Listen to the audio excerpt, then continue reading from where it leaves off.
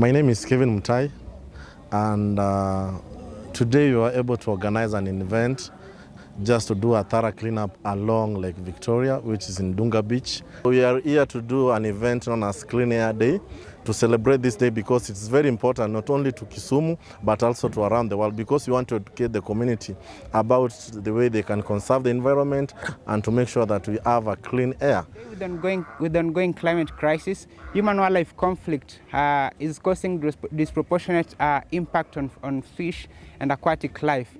We are seeing a steep decline of biodiversity in terrestrial and aquatic life.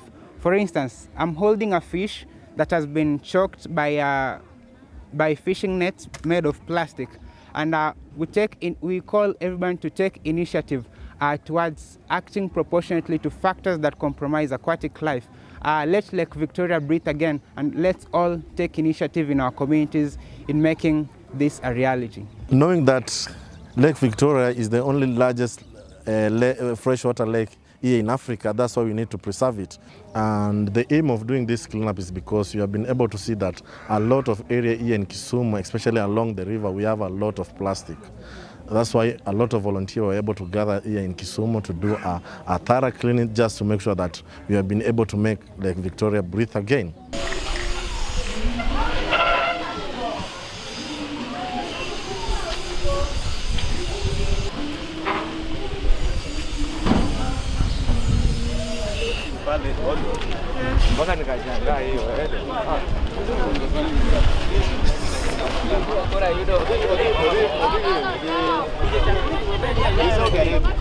Today, Kisumu environmental champions and other organizations have partnered up to host this event for Clean Air Day, which has the theme, The Air We Share. Today we've done a cleanup which is based on advocating for Let Lake Victoria Breathe Again campaign here in Dunga Beach.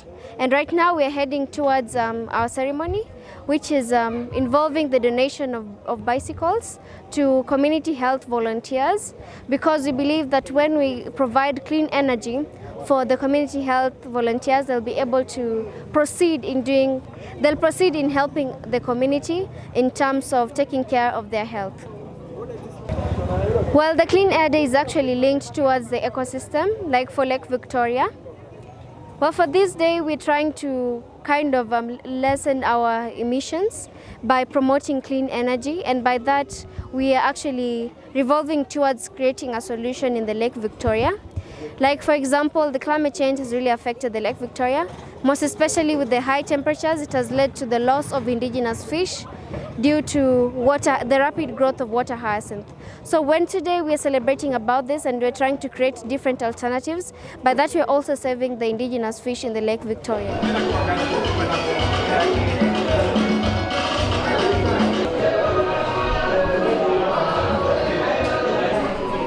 Good morning.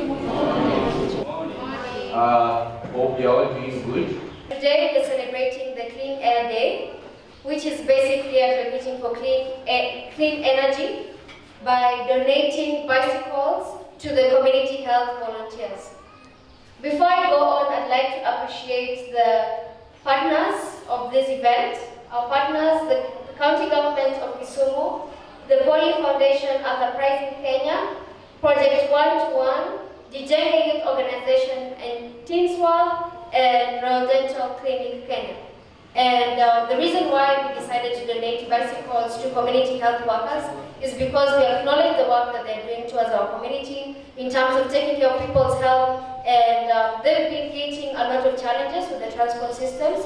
And since we're going to celebrate the Clean Air Day, we decided, what if we could just try and give out the bicycles? And the bicycles are also one of the ways that we can adapt to climate change. We are really breathing a free oxygen that we are not even buying at any cost, but we are buying it in another way, whereby we need to maintain our environment so that we may breathe a clean air. Cindy. Thank you.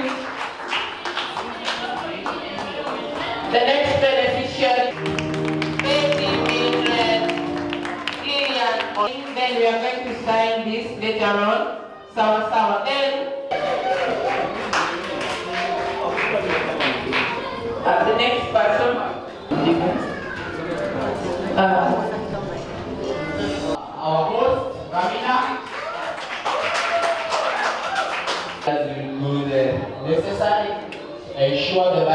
well maintained. It's for the community service.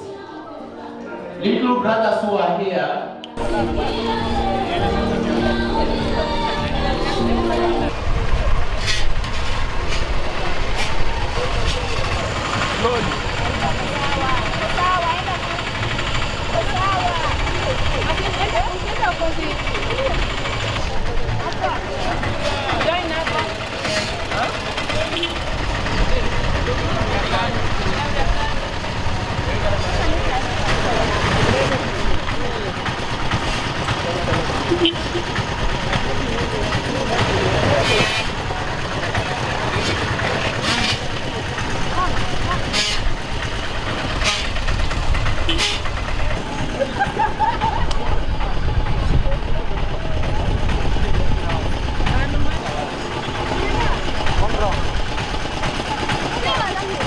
The air we share focuses on prospects and transboundary nature of air pollution.